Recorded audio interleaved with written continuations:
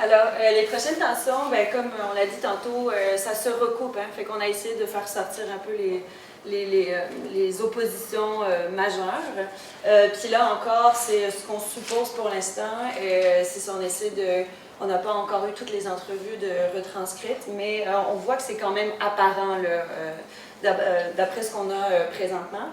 Mais la tension 3, institutionnalisation versus politisation. Qu'est-ce que ça veut dire? C'est simplement que, pour reprendre les anciens exemples, certaines personnes attribuent le bénévolat ou le statut de bénévolat à ce qui serait des institutions, par exemple, je ne sais pas moi, des organismes ou simplement des lieux ou des endroits qui seraient subventionnés par le gouvernement. Donc, il y a vraiment cette idée-là que le bénévolat se renferme dans ce type-là d'établissement. Puis, à l'inverse, donc certaines personnes ne se disent pas bénévoles, parlent plutôt d'implication ou s'attribuent une autre étiquette pour sortir l'idée que finalement, le bénévolat, ou en tout cas les implications qu'ils disent et que nous, on nomme bénévolat, juste par souci de trouver un terme adéquat, mais finalement, ça serait pour s'impliquer davantage socialement et politiquement. Donc, c'est une idée de politisation. Certains même qu'on a rencontrés se disent militants. Fait que là, c'est difficile à savoir comment... on part du terme bénévolat, mais on voit que les significations sont très élargies. Parce que, est-ce qu'on peut dire que le militantisme est synonyme de bénévolat? C'est une question qui est très, très pertinente et qui nous a amené à nous poser nous-mêmes des questions en ayant toutes ces personnes-là qu'on a eues en entrevue. Parce que d'un côté, il y avait certaines personnes qui disaient « Ah, je me sens militant », tandis que d'autres disaient « Ah non, moi je fais du bénévolat ». Fait qu'on voit un peu cette fracture-là qui est présente. Donc, comme on voit, une personne qui était consciente un peu de ces enjeux-là, on dit que pour être dans sa tête, le bénévolat, c'était plus institutionnalisé. Donc, comme ce que j'ai... Alors, et puis, elle a essayé de faire une différence parmi toutes ces implications. Il y en a une où elle travaillait pour un certain organisme, qui était beaucoup plus... qui gérait le bénévolat de manière plus organisée, etc. Puis là, elle dit, ben, quand je travaillais pour cet organisme-là, en fait, elle faisait de l'interprétation pour des familles qui parlaient une autre langue. Donc, elle faisait de la traduction, puis c'était vraiment une fonction spécifique qu'on lui avait attribuée. Tu fais du bénévolat pour faire l'interprétation de famille. Puis ça a changé avec son autre application qu'elle fait actuellement, qui est beaucoup plus pour une cause.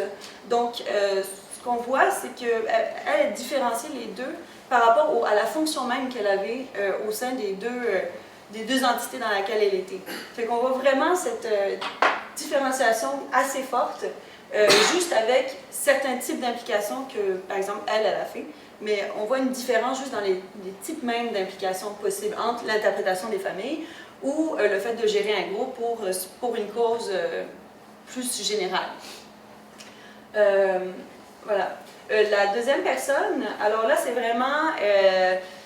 plus que les institutions, c'est vraiment l'idée que le bénévolat serait plus rattaché à l'État, dans le sens où la tension qu'elle voyait, c'est simplement qu'on utilise des bénévolats pour remplacer certains services, okay, dans les organismes, etc. Fait qu'il y a un manque qui est présent, ou soit un manque de financement, soit un manque de main-d'œuvre. C'est pas nécessairement très précis. Mais ce qu'elle veut dire par là, c'est qu'il ne faudrait pas remplacer le bénévolat par des services qui devraient être rémunérés et qui devraient être financés par l'État. Fait qu'elle dit, donc, il ne faut pas qu'on se serve des bénévoles pour remplacer les services de l'État. C'est pour ça que le milieu communautaire est frileux et a associé le militantisme au bénévolat. Dans le sens où on voit que l'utilisation même des bénévoles et la manière dont on utilise cette ressource-là, elle peut créer une sorte de... elle peut être interprétée de différentes manières. Et en ce sens-là, c'est que la ressource bénévole devient une sorte de comment expliquer ça?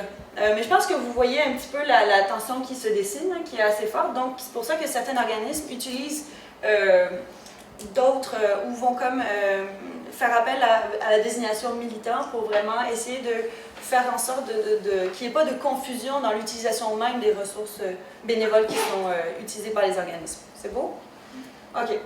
Là, c'est une personne, donc c'est un peu plus abstrait, puis la manière dont elle a amené était vraiment abstraite, puis c'était simplement une mise en situation de si j'étais première ministre, je ferais ça.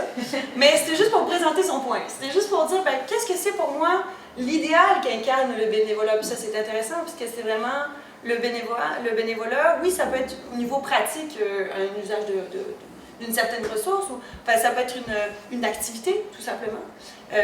Mais certaines personnes attribuent un idéal. Et donc là, on voit encore cette distinction même entre le fait que l'activité des bénévoles est d'une part institutionnalisée pour certaines personnes ou vue de même, et que d'autre part, il y a vraiment l'activité comme la défense d'un idéal, un engagement citoyen, puis qu'on ressort vraiment des valeurs extrêmement fortes qui demeurent conflictuelles entre, par exemple, la vision de l'État et la société civile. Fait qu'on voit vraiment comme, juste par le bénévolat et juste par les termes qu'utilisent les personnes qui ont été interviewées, on voit des conflits assez intéressants au niveau des valeurs mêmes qu'on attribue au bénévolat. Et elle dit, je pense qu'il y aurait moins d'injustice, ce qui ferait moins de bénévolat. Qu'est-ce que ça veut dire? Si elle était première ministre, cette personne-là, pour elle, il n'y aurait pas de bénévolat. S'il y avait vraiment une volonté de défendre ou de faire en sorte qu'il y ait moins d'injustice sociale et politique, il n'y aurait pas besoin de faire du bénévolat. Fait que ce qu'elle dit par là, c'est que pour elle, le bénévolat, ça serait uniquement social et politique. Et en fait, c'est un engagement que les citoyens devraient avoir pour essayer d'améliorer la société. Et donc pour elle, ce n'est pas... l'État ne fait pas son travail. En tout cas, c'est l'idée qui semble être présente. Parce que sinon, il y aurait moins d'injustice. Fait que là, on voit un peu dégager l'image du bénévolat qui est quand même assez... en tout cas, qui peut être... qui peut vraiment amener des considérations assez fortes dans la manière de juste penser l'engagement social et l'engagement des personnes quand elles sont bénévoles. Après ça, il y a eu d'autres personnes vraiment où pour elles, le bénévolat était une activité politique ou sociale, mais que c'était vraiment un engagement que quiconque doit faire s'il est citoyen ou s'il veut s'impliquer dans l'environnement qui l'entoure. Fait que ça dépasse même le cadre de l'institution, c'est que toute personne qui réside dans un environnement doit s'impliquer. Ou, en tout cas, il y aurait... ça serait quelque chose qui devrait lui passer par la tête. Et donc, c'est pour ça que cette personne-là, c'est pas vraiment l'organisme pour le... Elle est bénévole, ou en tout cas, elle a une activité d'implication sociale et politique au sein d'un groupe qui n'est pas nécessairement un organisme. Et donc, pour elle, c'est important que ce ne soit pas un organisme ou que ce ne soit pas une entité qui est subventionnée par l'État. Parce que justement, le but, c'est que c'est pour elle un moyen de s'investir autrement. Tu sais, il y a sa vie courante où elle a un travail, etc. Mais pour elle, justement, le bénévolat, c'est la partie où il ne devrait pas y avoir d'institution, il ne devrait pas y avoir cette... tu sais, il y a cette zone-là qui... On sort de la zone même de la... Comme... pour elle, c'est simplement... C'est comme... c'est juste pour pouvoir vivre dans son environnement. Fait que c'est en dehors de tout autre espace. Et donc, le fait de s'investir, à notre époque, pour elle, dans un projet non rémunéré, c'était politique de faire ça. Parce que justement, le bénévolat, c'est une activité qui est un peu en dehors de tous les autres espaces dans lesquels on évolue, mais qu'il y a aussi une rémunération pour les activités qu'on fait dans ces espaces-là. Donc c'est ça. Puis encore un peu une autre citation, mais ce que je voulais... les deux sont un peu similaires, mais c'est que là, pour préciser, c'est que l'implication sociale et politique, elle se fait aussi par avec toutes les compétences qui sont développées au sein d'activités, par exemple, plus professionnelles, mais que le bénévolat, c'est mettre à contribution ses compétences pour vraiment s'impliquer pour, je sais pas moi, des projets citoyens, ou etc. Fait qu'elle dit, ce qui est politique pour moi, c'est le désir de m'engager, certes, puis ça, c'est le fait de, parce qu'en tant que citoyenne ou citoyen, il y a ce désir-là de vouloir comme faire en sorte d'améliorer les conditions dans lesquelles on vit, mais avec mon intelligence et mes compétences. Donc là, on voit bénévolat, est-ce que c'est professionnel? Il y a comme la dimension de la professionnalisation, mais en même temps, c'est comme on utilise des compétences qui peuvent être professionnelles, mais pour vraiment l'appliquer à des activités, comme à des espaces qui se veulent autres. Et puis là, la dernière personne, donc là, c'est simplement pour dire que c'est l'étiquette, ou en tout cas, c'est le statut même de l'activité du bénévolat qui est intéressant dans cette citation-là. Parce qu'elle me demande, tu me demandes c'est quoi mes loisirs, c'est l'implication politique et sociale. Je ne sais pas qu'est-ce que vous faites comme loisir, le samedi, le dimanche ou les jours, je sais pas moi, les soirs de semaine. Mais en tout cas, pour elle, c'est de s'impliquer politiquement et socialement dans des projets, de s'investir, voilà. Donc, c'est vraiment pour elle essentiel à sa vie, puis c'est dans toutes les dimensions de sa personne. La troisième tension qu'on a vu un petit peu, qui est présente, c'est en fait cette idée-là de professionnalisation du bénévolat. C'est quoi l'activité même bénévole? Il y a l'idée que c'est peut-être une activité non rémunérée, il y a cette dimension-là en tout cas qui est présente, mais il y a aussi la dimension que le bénévolat, ça permet d'une part de développer des compétences professionnelles pour certaines personnes, tandis que pour d'autres, c'est faire appel à des compétences professionnelles que les personnes ont déjà à leur possession, puis c'est d'améliorer ou de contribuer à l'amélioration d'une entité, que ça peut être un organisme, ça peut être quel que soit un groupe. Fait qu'on voit que, ça c'est une tendance qui est vraiment, on se demande, parce que ça semble être peut-être une nouvelle transformation du bénévolat qui s'opère, c'est encore une hypothèse, puis encore là, ce qu'on voit, c'est qu'il n'y a pas nécessairement cette tension-là qui demeure présente sur le terrain, dans le sens où on n'a pas rencontré des personnes, alors peut-être que c'est notre échantillon, enfin, c'est les personnes qu'on a interviewées qui n'avaient pas d'activité de bénévolat, d'expertise nécessairement, mais on entendait parler. Beaucoup. On en a énormément entendu parler. Puis mais ça semblait toujours comme des projets à venir. Ah, on veut faire ça, on veut vraiment comme améliorer ou on veut vraiment comme développer cette dimension-là du bénévolat. Mais c'est encore, c'est tangible. Mais est-ce que c'est présent sur le terrain? C'est la question qu'on se pose, puis qu'on va aussi vous poser. Ce qu'on a remarqué toutefois, c'est que, donc, d'une part, ça c'était assez fort, comment dire, le bénévolat c'était une activité qui permettait d'acquérir des expériences professionnelles ou d'acquérir des compétences pour pouvoir faire en sorte, après ça, d'entrer sur le marché du travail ou de changer de position. Fait que ça c'était assez fort. Est-ce qu'une des personnes en tout cas, elle essayait de voir la tendance un peu générale de ce qui se passait en ce moment au niveau de la professionnalisation même du bénévolat. Puis elle disait que le bénévolat d'expertise, à l'inverse de cette idée-là de développer des compétences, de développer des activités comme des expériences professionnelles, le bénévolat d'expertise, pour elle, c'était un peu à contre-courant de ce qu'on observe, par exemple, chez les jeunes retraités qui deviennent bénévoles. Parce que dans son organisme, c'était vraiment assez courant ou commun que les jeunes retraités s'impliquaient beaucoup. Mais donc pour elle, le bénévolat existe, mais c'est un peu étonnant, par exemple, où ça semblait être une tendance surprenante. Alors après ça, ce qu'on voit, c'est qu'au niveau de l'activité même du bénévolat et de la dimension professionnalisante un peu du bénévolat, ce qu'on voit, c'est que ça permet à certaines personnes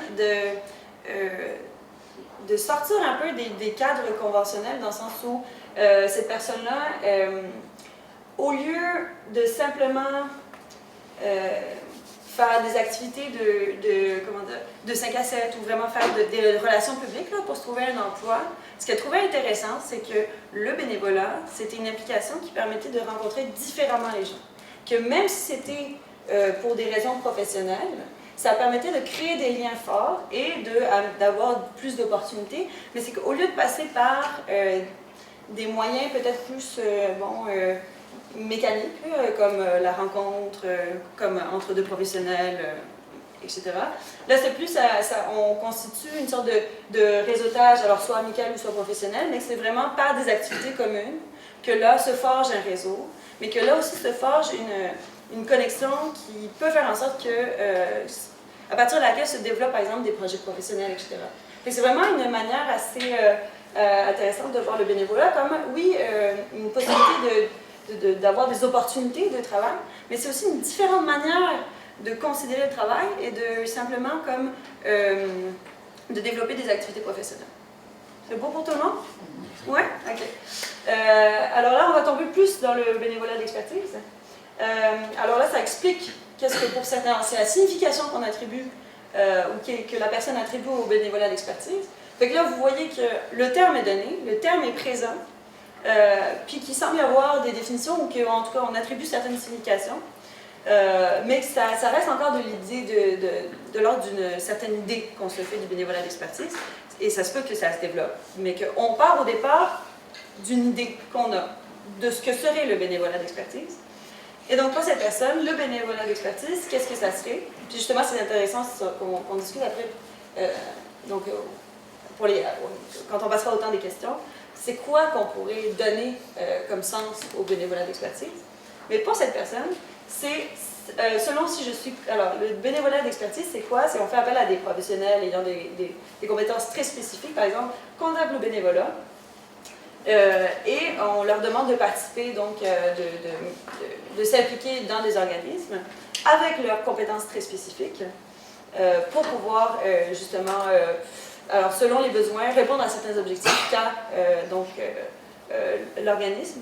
Mais ce que cette personne voyait aussi, c'est que cette tendance était à la hausse. Alors, c'est ça. Donc, est-ce que ce bénévolat d'expertise est présent sur le terrain? Si oui, comment? Puis comment est-ce qu'on peut le définir? Alors, pour finir en beauté? En beauté, non, mais... Bon, en tout cas, je ne vais pas commenter là-dessus. Donc, conclusion. 8 minutes, hein, juste pour que... Oui, on va faire ça très vite. Donc, c'est ça. Donc, comme vous avez vu, à travers ces 4 tensions-là, comme on les a appelées, on a essayé d'opposer 2 pôles à chaque fois. C'est un peu différente aussi logique de bénévolat qui se dessine. Hein. C'est différentes définitions que les gens donnent, différentes compréhensions, etc. Donc, on a vu implication versus recrutement. Donc, est-ce qu'on est déjà membre et on s'implique plus ou moins versus est-ce qu'on va chercher des gens qui ont des besoins spécifiques et qui matchent nos besoins? Don versus économisation. Donc, est-ce que la gratuité ou le désintéressement fait partie du bénévolat ou est-ce qu'au contraire, on prend une logique un peu plus économique, mercantile, ou je ne sais pas comment l'appeler, institutionnalisation versus politisation. Donc, est-ce que le bénévolat, c'est juste ce qu'on fait dans des cadres qui eux-mêmes appellent ça du bénévolat d'une manière structurée, ou est-ce que c'est l'ensemble de ce qu'on peut faire comme citoyen?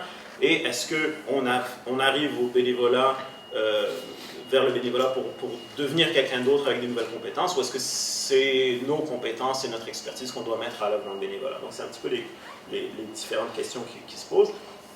Et donc, comme on a vu, il y a différentes logiques d'engagement, différents principes qui sont sous-jacents. Donc ça, on va essayer de les clarifier dans le futur dans nos analyses. Mais est-ce que, par exemple, est-ce que le bénévolat, c'est un devoir citoyen versus un besoin qu'on essaie de combler, à la fois le besoin du bénévole et le besoin de l'organisme? Est-ce que le bénévolat ne concerne que des gens qu'on va chercher de l'extérieur, ou est-ce que les membres, les militants, etc. peuvent aussi être des bénévoles, ou est-ce que c'est un nom différent qu'on réserve activistes, militants, je ne sais pas trop quoi, à ces gens-là? Est-ce que le bénévolat, ça peut être dans le développement de compétences, on offre des nouvelles opportunités, on permet aux gens d'essayer, ou est-ce qu'on va juste chercher des bénévoles qui savent déjà faire ce dont on a besoin comme organisme? Donc il y a différentes questions qui sont posées, on va essayer de mieux les articuler. Puis comme on a vu, même le terme de bénévole est problématique avec mon exemple au début. Le terme lui-même, je pense qu'il faut qu'on y réfléchisse. Et donc on a pris beaucoup de temps, mais on avait quand même des pistes de réflexion, hein, parce qu'on pensait qu'on allait faire ça en 30 minutes, short and sweet, qu'on aurait beaucoup de temps pour vous. Donc on vous suggère quelques questions, moi je ne vais pas les lire, et on va tout de suite en fait ouvrir le plancher si vous avez des questions, et si vous voulez vous poser ces questions-là, on peut le faire aussi. Donc, y a-t-il des questions, des commentaires, des compliments, des insultes, tout ce que vous voulez?